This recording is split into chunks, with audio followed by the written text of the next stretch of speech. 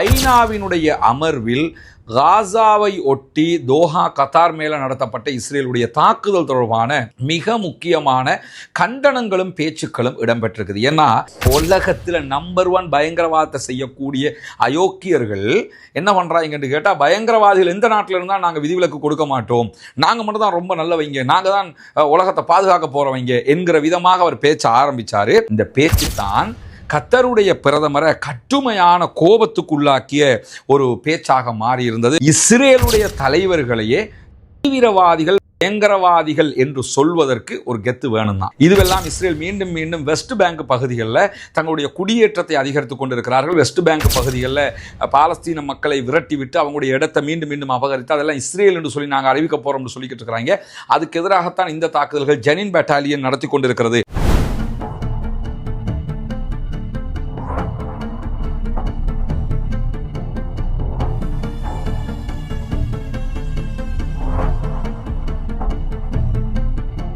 அன்பிற்கினிய சகோதர சகோதரிகளை, நம் அனைவர் மீதும் ஏக இறைவனுடைய அமைதியும் கருணையும் உண்டாகட்டுமாக என்கிற உயரிய பிரார்த்தனைகளோடு, பாலஸ்தீன் மீதான இஸ்ரேலிய ஆக்கிரமிப்பு இராணுவத்தினுடைய தாக்குதல்கள் 707வது நாளாகவும் இன்றும் தொடர்ந்து வரக்கூடிய சூழல்ல காசாவிலும் காசாவையொட்டிய பாலஸ்தீன பெருநிலப்பரப்பிலும் என்னவெல்லாம் நடக்கிறது என்கிற செய்திகளைத்தான் இன்னைக்கும் நம்ம பார்க்க இருக்கிறோம். இன்றைய நாள் முழுவதும் கடந்த 24 மணி நேரங்களுக்குள்ளாக இஸ்ரேலிய ஆக்கிரமிப்பு இராணுவம் காசாவுக்குள் நடத்தி இருக்கக்கூடிய தாக்குதல்களில் 104 அப்பாவிகள் கொல்லப்பட்டிருக்கிறார்கள், ஷஹீதாகி இருக்கிறார்கள்.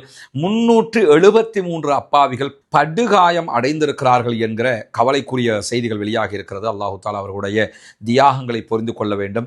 பாதிக்கப்பட்டவர்களுடைய கஷ்டங்களை ஏற்றுக்கொண்டு அல்லாஹு தாலா நாளை மறுமையிலே ஷஹீதுகளுடைய அந்தஸ்துகளை அவர்களுக்கு கொடுக்க வேண்டும் என்கிற உயரிய பிரார்த்தனைகளோடு, இன்றைக்கு பாலஸ்தீன் தொடர்பாக வெளியாகி இருக்கக்கூடிய பல முக்கியமான செய்திகளில் மிக மிக பார்க்கப்பட வேண்டிய ஒரு செய்தி என்னன்னு சொன்னால், ஐநாவினுடைய அமர்வில் காசாவை ஒட்டி தோஹா கத்தார் மேல நடத்தப்பட்ட இஸ்ரேலுடைய தாக்குதல் தொடர்பான மிக முக்கியமான கண்டனங்களும் பேச்சுக்களும் இடம்பெற்றிருக்குது. ஏன்னா கத்தரை பொறுத்தவரை நம்ம திரும்ப திரும்ப சொல்லுகிற ஒரு விஷயம்தான், கத்தரிடத்தில் வேண்டிய அளவுக்கு காசு இருக்குது, அவங்க அமெரிக்காவையே பணத்தின் மூலமாக குளிப்பாட்டுகிற அளவுக்கு பணம் பெற்றவர்கள்.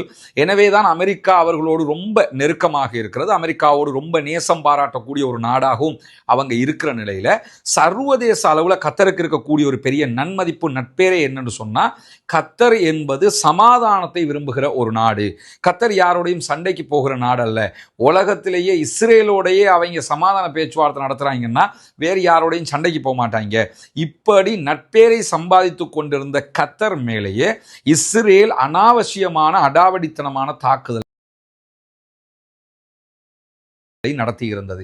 இந்த தாக்குதல் தொடர்பாக ஐநாவினுடைய செக்யூரிட்டி கவுன்சில்ல மிகப்பெரிய கேள்விகள் எழுப்பப்பட்டிருக்கிறது என்பதை தாண்டி கத்தருடைய பிரதமர் ஐநாவினுடைய செக்யூரிட்டி கவுன்சில்ல இஸ்ரேலிய தூதுவரை வைத்துக் கொண்டு பேசிய பேச்சு என்பது செருப்பை கலட்டி அவங்களுக்கு அடிச்சா எப்படி இருக்குமோ அந்த அளவுக்கு மிக கடுமையான வார்த்தைகளை இஸ்ரேலை நோக்கி அவர் பயன்படுத்தி இருந்தார். இன்னும் சொல்லப்போனால் இந்த யுத்தம் ஆரம்பித்த காலகட்டத்தில் ஐநாவினுடைய அமர்வில் சில வார்த்தைகள் இஸ்ரேலை நோக்கி யாருமே பேசாத வார்த்தைகளை இன்றைக்கு கத்தருடைய பிரதமர் பேசியிருக்கிறார் என்பது எந்த மாற்று கருத்துக்கும் இடமில்லாமல் வரவேற்கத்தக்க ஒரு நிகழ்வாக இருக்கு. ஏன்னா கத்தர் மேல தாக்குதல் நடத்தியதை விட அகோரமான தாக்குதல்களை ஈரான் மேல இஸ்ரேல் நடத்தி இருந்தாலும் ஈரான் மீது இந்த அனுதாப அலையோ இப்படியான ஒரு சப்போர்ட்டோ ஐநாவினுடைய அமர்வுல வரல. காரணம் என்னன்னு கேட்டா, ஈரானுக்கும் இஸ்ரேலுக்கும் இடையில் ஆல்ரெடி பிரச்சனை இருக்குது. அந்த ரெண்டு நாடுமே சண்டை போடக்கூடிய ஒரு லெவல்ல இருக்கிறாங்க. உலகம் ஒரு பார்வை பார்த்துக்கின்றதை தாண்டி ஈரான் அணு ஆயுதத்தை தயாரிப்பதற்கு முயற்சி செய்கிறது, சீனாவோடு ரஷ்யாவோடு கூட்டிணைந்திருக்கிறது, வடகொரியாவை நண்பனாக்கி வைத்துக் கொண்டிருக்கிறது, அமெரிக்காவுக்கு எதிராக இருக்கிறது. இந்த பார்வைகள் எல்லாமே ஐரோப்பிய நாடுகள் வரைக்கும் ஈரான் மீதான ஒரு வெறுப்பு பார்வையை உண்டாக்கி வைத்திருந்தது. ஆனா இஸ்ரேலுடைய இந்த தாக்குதலை பொறுத்தவரையில் கத்தார் மீது அப்படியான எந்த ஒரு சிறிய கசப்புணர்வோ வெறுப்போ கூட வெளிநாட்டு தலைவர்களுக்கு கிடையாதுங்கிற அளவுக்கு கத்தார் சர்வதேச அளவில் ரொம்ப நெருக்கமாக செயல்படக்கூடிய ஒரு நாடு. இப்போ கத்தார் மேலே நடத்தியிருக்கக்கூடிய தாக்குதல் எப்படி மாறிடுச்சுன்னு சொன்னால், அந்த கொத்திட்டு போய் வாழை மரத்தை கொத்தின கதையாக மாறிவிட்டது. அதையும் தாண்டி நாங்கள் மீண்டும் மீண்டும் கத்தார் மேலே தாக்குதல் நடத்துவோம் என்று பெஞ்சமின் நெதன்யாகு சொல்வதும் ஐரோப்பிய தலைவர்கள் வரைக்கும் பல பேருடைய எதிர்ப்பை அவர்களுக்கு அதிகப்படுத்தி கொடுத்திருக்கிறது என்பதுதான் யதார்த்தமாக இருக்கக்கூடிய சூழல்ல ஐநாவினுடைய செக்யூரிட்டி கவுன்சிலில் கலந்து கொண்ட பாதுகாப்பு கவுன்சிலுக்கான இஸ்ரேலுடைய பிரதிநிதி பேசும்போது பயங்கரவாதிகள் அல்லது பயங்கரவாதிகளுடைய ஆதரவாளர்கள் யார் எந்த நாட்டில் இருந்தாலும் அவர்களுக்கு நாங்கள் விதிவிலக்கு கொடுக்க மாட்டோம். உலகத்தில் நம்பர் 1 பயங்கரவாதத்தை செய்யக்கூடிய அயோக்கியர்கள் என்ன பண்றாங்கன்னு கேட்டா, பயங்கரவாதிகள் எந்த நாட்டில் இருந்தால் நாங்கள் விதிவிலக்கு கொடுக்க மாட்டோம், நாங்கள் மட்டும் தான் ரொம்ப நல்லவங்க, நாங்கள் தான் உலகத்தை பாதுகாக்க போறவங்க என்கிற விதமாக அவர் பேச்ச ஆரம்பிச்சாரு. தோஹாவில் எங்களுடைய தாக்குதலுடைய ஒரே இலக்காக இருந்தவங்க பாலஸ்தீன விடுதலை அமைப்பினுடைய தலைவர்கள் தான். பயங்கரவாதிகள் சுரங்கப்பாதைக்குள் இருந்தாலோ அல்லது ஹோட்டல்ல தங்கி இருந்தாலோ எங்க இருந்தாலும் நாங்கள் அவங்கள விடமாட்டோம், அவங்கள கொன்றே தீர்வோம், அவங்களை அழித்தே தீர்வோம் என்று பேசிவிட்டு எங்களுடைய தாக்குதல்கள் எல்லாம் பாலஸ்தீன விடுதலை அமைப்போட தவிர பாலஸ்தீனத்தில் இருக்கக்கூடிய மக்களோடையோ கத்தாரோடையோ கிடையாது. கத்தார் ரொம்ப நல்லவங்க, அதே மாதிரி பலஸ்டைன் மக்கள் பாவம் அப்பாவிகள், அவங்களோட எங்களுக்கு எந்த சண்டையும் இல்லையே, பாலஸ்தீன விடுதலை அமைப்போட மட்டும்தானே எங்களுக்கு சண்டை இருக்குதுன்னு ரொம்ப நல்லவங்க மாதிரி உலகத்துல எல்லாம் இவங்களை பார்த்தா அவங்கள பிள்ளைகளே நம்ப மாட்டாங்க. அப்படிப்பட்ட நிலையில ரொம்ப நல்லவ மாதிரி அவங்க பேசியிருக்கிறாங்க. அதை தாண்டி இந்த தாக்குதல்கள் பயங்கரவாதிகளுக்கு எந்த இடத்திலும் பாதுகாப்பே கிடையாது என்பதை நாங்கள் நிரூபித்திருக்கிறோம். உதாரணமாக காசாவில் பயங்கரவாதிகள் இருக்க விடவும் மாட்டோம், தெஹ்ரானில் ஈரானுக்குள்ள இருந்தாலும் விடவும் மாட்டோம், தோஹாவில் இருந்தாலும் நாங்கள் விட மாட்டோம். பயங்கரவாதிகள் யாரை சொல்றாங்க, தந்த நாட்டுக்காக. பாலஸ்டைன் என்பது பாலஸ்தீன மக்களுக்கான தேசம். பாலஸ்தீன மக்களுக்காக போராடுகிற பாலஸ்தீன மக்களைத்தான் இன்றைக்கு பயங்கரவாதிகள் என்று பாலஸ்தீனத்தை ஆக்கிரமித்த ஒரு நாட்டை சேர்ந்தவர்கள் இதை பேசிக் கொண்டிருக்கிறார்கள் என்பது உலகத்துக்கு தெரியாத ரகசியம் இல்லை. உங்களை பற்றியெல்லாம் தெரியுமடா, தெரிஞ்சுக்கிட்டு வேற வழி இல்லைன்னு அமைதியாக இருக்கிறாங்க என்பதுதான் யதார்த்தமான உண்மையாக இருக்கக்கூடிய நேரத்தில் தான் கத்தர் பாலஸ்தீன விடுதலை அமைப்பினரை நாட்டை விட்டு வெளியேற்ற வேண்டும், வெளியேற்றாவிட்டால் நாங்கள் மீண்டும் மீண்டும் தாக்குதல் நடத்துவோம், பாலஸ்தீன விடுதலை அமைப்பினரும் எங்களுக்கு ஒன்றுதான் என்று சொல்லி இன்னைக்கு அவர் பேசினார். இந்த பேச்சு தான் கத்தருடைய பிரதமரை கட்டுமையான கோபத்துக்குள்ளாக்கிய ஒரு பேச்சாக மாறியிருந்தது. கத்தருடைய பிரதமரும் ஃபாரின் மினிஸ்டருமாக செயல்படக்கூடிய ஷேக் முகமது இப்னு அப்துல் ரஹ்மான் அல் தானி அவங்க ஐநாவினுடைய செக்யூரிட்டி கவுன்சில் அமர்வில் பங்கு பெற்றிருந்தார். உடனடியாக அந்த சுட பதில் கொடுக்குறேன்னு சொல்லுவோம்ல, இப்படியான ஒரு பதில் அவர் என்ன பண்ணாருன்னா இஸ்ரேலுக்கு எதிராக உடனே கொடுத்தாரு. கொடுக்கும்போது அவர் சொன்ன முதலாவது விஷயம் என்னன்னு கேட்டா, இன்றைக்கு இஸ்ரேலை ஆட்சி செய்து கொண்டிருக்கக்கூடிய தீவிரவாதிகள், பயங்கரவாதிகள், பணைய கைதிகளை பற்றி எந்த கவலையும் இல்லாமல் இருக்கிறார்கள். ஐநாவுடைய அமர்வுல, அதிலும் செக்யூரிட்டி கவுன்சில்ல இஸ்ரேலுடைய தலைவர்களையே தீவிரவாதிகள், பயங்கரவாதிகள் என்று சொல்வதற்கு ஒரு கெத்து வேணும் தான். கத்தாருடைய சரிவுகளை எல்லாம் ரெண்டாவது வச்சுக்கிருவோம். அவங்க அமெரிக்காவுக்கு அடிமையாக இருக்கிறாங்க, அல்லது அமெரிக்க அதிபருக்கே ஃப்ளைட் வரைக்கும் கொடுத்தாங்க, அதெல்லாம் நம்ம ஏற்றுக்கொள்ளவே இல்லை, அது ரெண்டாவது. ஆனால் இந்த பேச்சு இருக்குது இல்லையா, இஸ்ரேலை பொறுத்தவரையில் பாலஸ்தீன விடுதலை அமைப்பை மட்டும் இல்லை, இஸ்ரேலை பொறுத்தவரையில் ஈரான்ல தலைவர்களை கூட அவங்க பயங்கரவாதின்னு சொல்லுவாங்க. சர்வதேசம் கை கட்டி பார்த்துக்கிட்டு இருக்கும். அதனால கத்தருடைய தலைவர்களை கூட அவங்க விரும்பினாங்கன்னா பயங்கரவாதின்னு சொல்லுவாங்க. கை கட்டி பார்த்து கொண்டிருக்கும் சர்வதேசம். ஆனா இஸ்ரேலை நோக்கி யாராவது இந்த வார்த்தையை சொன்னா எவனும் பொறுத்துக்கிற மாட்டான் என்கிற ஒரு நிலை இந்த உலகத்தில் இருந்தது. ஆனால் அந்த நிலை அல்லாஹ்வுடைய உதவியால் இப்போ மாறி இருக்குது. செக்யூரிட்டி கவுன்சிலில் இஸ்ரேலுடைய ஐநாவுக்கான தூதுவரை முன்னாடி வச்சுக்கிட்டு கத்தருடைய பிரதமர் ஷேக் முகமது இப்னு அப்துல் ரஹ்மான் அல் தானி அவங்க பேசும்போது இவ்வளவு ஒரு கடுமையான வார்த்தையை பேச, ஒரு வார்த்தையை சொல்லிட்டு விடல, அவர் என்னெல்லாம் சொல்றாருன்னு பாருங்க.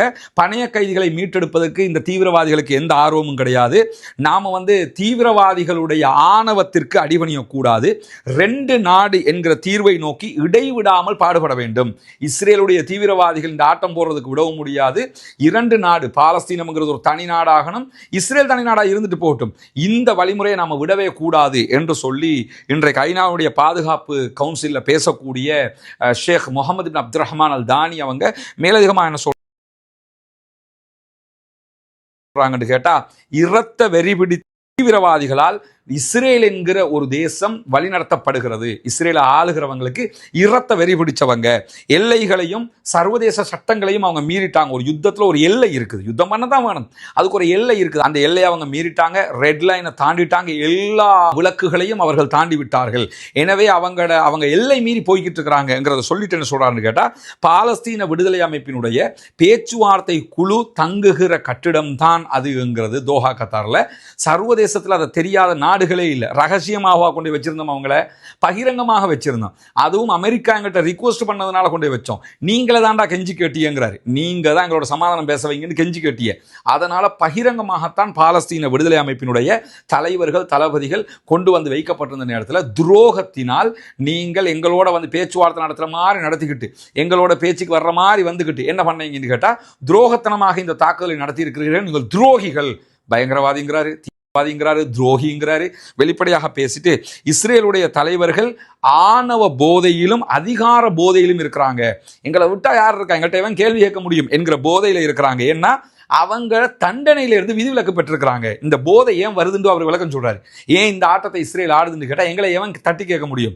அமெரிக்கா கூட நாங்க சொல்றது தான் கேட்கும், எங்களை தட்டி கேட்கறதுக்கு எவனும் கிடையாதுங்கிற அந்த போதை மமதையில் அவங்க இருக்கிறாங்க அப்படின்னு சொல்லிட்டு தோஹா கத்தார் மீதான இந்த தாக்குதலை பொறுத்தவரையில் ஐநாவினுடைய உறுப்பினராக இருக்கக்கூடிய ஒரு இறையாண்மை பெற்ற நாட்டின் மீது பயங்கரவாதிகள் ஆளக்கூடிய ஒரு நாடு நடத்திய தாக்குதல். அதை புரிஞ்சுக்கிறங்க.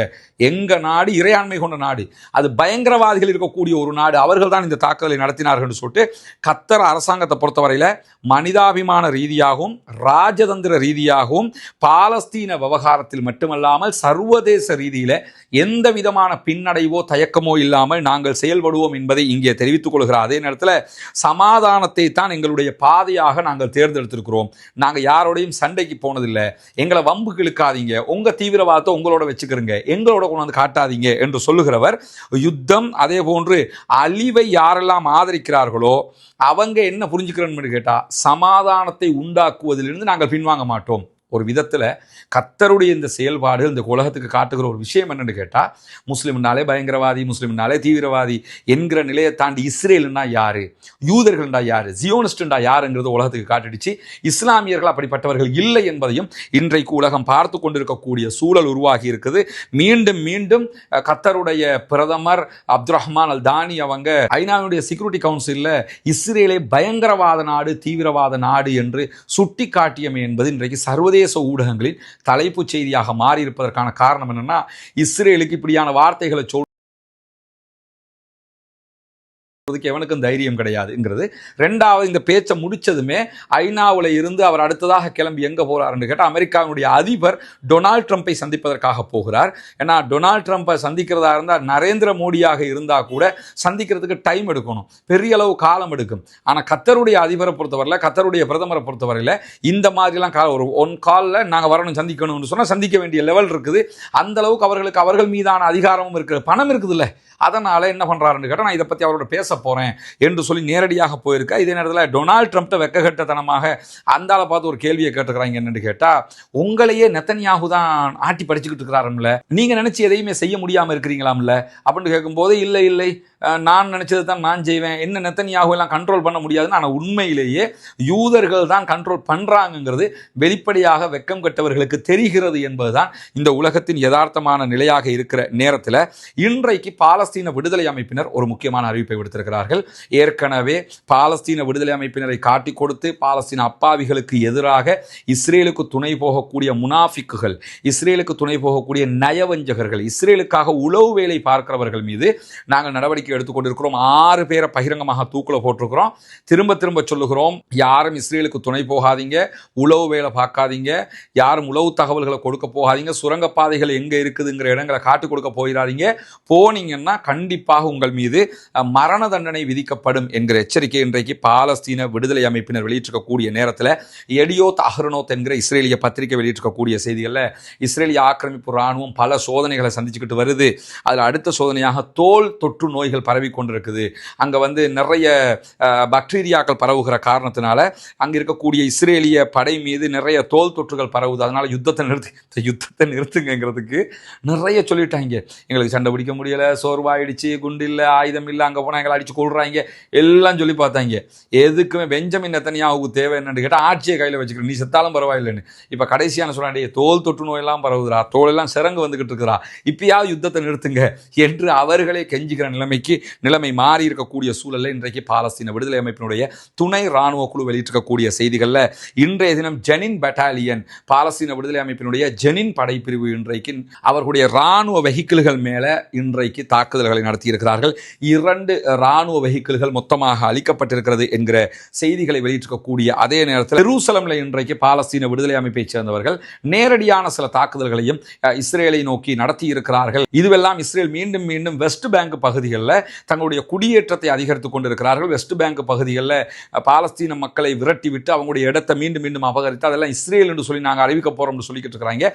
அதுக்கு எதிராகத்தான் இந்த தாக்குதல்கள் ஜெனின் பெட்டாலியன் நடத்தி கொண்டிருக்கிறது என்கிற செய்திகளையும்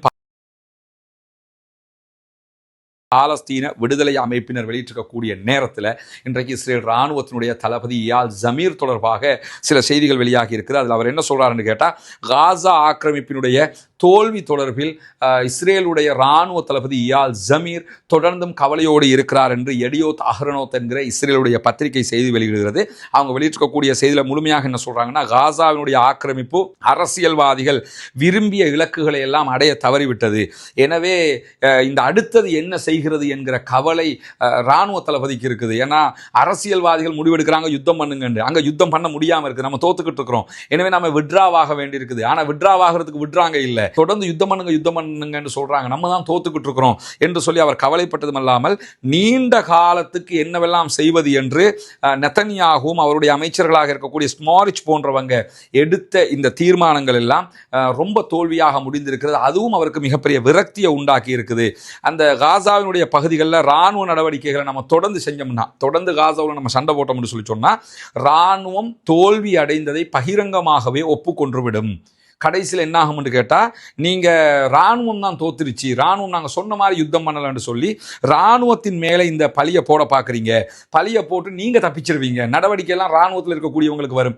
இராணுவம் தான் யுத்தத்தில் தோத்துருச்சு, நாங்கள் தோக்கலம்பாங்க. நாங்கள் தோத்தா நீங்கள் தோத்த மாதிரி தாண்டா, எனவே நீங்கள் அரசியலில் வெல்லணுங்கிறதுக்காக எங்களுடைய இராணுவத்தை சேர்ந்தவங்களை கொன்றுக்கிட்டு இருக்கிறீங்க, நம்ம தோத்துக்கிட்டே இருக்கிறோம்.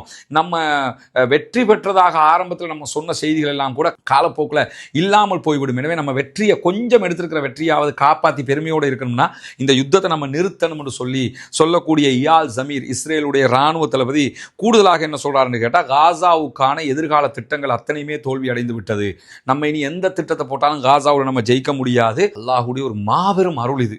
அல்லாஹ் நம்முடைய பிரார்த்தனைகளை கைவிடவில்லை, வீணாக்கவில்லை என்பதை நம்ம ஒவ்வொரு கணமும் உணர முடிகிறதுனா, ஒரு சிறிய இராணுவம் ஒரு பெரிய இராணுவத்தோடு மோதி உலகத்திலேயே இப்படி ஒரு வெற்றியை பெற்றது காசாவில் தான். எத்தனை தலைவர்களை இழந்தாலும் அவர்கள் வெற்றி வாகை சூடுகிறார்கள் என்பது இஸ்ரேலுடைய இராணுவ தளபதி பகிரங்கமாக ஒப்புக்கொள்கிறார். காசாவில் என்ன செய்யறதுங்கிறது குறித்து ஏதாவது ஒரு முடிவை, கடைசி முடிவை எடுங்கன்னு சொல்லி நான் பல முறை பிரதமரிடத்தில் கெஞ்சிட்டேன், மினிஸ்டர்ஸ்மாரிடத்தில் கெஞ்சி கேட்டுட்டேன், ஏதாவது ஒரு முடிவை, கடைசி முடிவு, ஃபைனல் முடிவு இதுதான் எடுங்க, நமக்கு அங்க சண்டை போட முடியாது, நம்ம மக்கள், நம்முடைய இராணுவத்தை சேர்ந்தவர்கள் கொத்து கொத்தாக செத்து கொண்டிருக்கிறார்கள், இராணுவமே ஆயுதத்தை வச்சுக்கிட்டு அங்க ஒண்ணுமே கிழிக்க முடியாம இருக்கு, நீங்க என்ன செய்றீங்கன்னு கேட்டா பொதுமக்களுக்கு ஆயுதத்தை கொண்டு போய் கொடுக்குறீங்க. அதே மாதிரி பாலஸ்தீன மக்களை விரட்டி போட்டு வெஸ்ட் பேங்க் பகுதிகளில் நீங்க போய் உட்காருங்கன்னு சொல்லி இஸ்ரேலுடைய ஆட்களை கொண்டு போய் உட்கார வைக்கிறீங்க. இதுவெல்லாம் காசாவில் நமக்கு வெற்றியை தராது, இதுவெல்லாம் நம்ம ஜெயிச்சதாக ஆகாது, இதுவெல்லாம் நமக்கு தோல்வியைத்தான் தரும் என்று சொல்லிட்டு காசாவுக்கான அனைத்து எதிர்கால திட்டங்களும் தோல்வியில் முடிந்துவிட்டது. எனவே மீண்டும் மீண்டும் நம்ம தோத்துக்கிட்டே இருக்க முடியாது, யுத்தத்தை முடிவுக்கு கொண்டு வாங்க, நான் கெஞ்சி கேட்கிறேனுங்கிற வேர்டோட பாலஸ்தீனத்தை எதிர்த்து நிற்கக்கூடிய இஸ்ரேலுடைய இராணுவத்தினுடைய தளபதி இயால் ஜமீர் இஸ்ரேலுடைய அரசாங்கத்திடத்தில் கேட்டிருக்கிறார் என்கிற செய்திகளும் இன்றைக்கு வெளியாகி இருக்கிறது.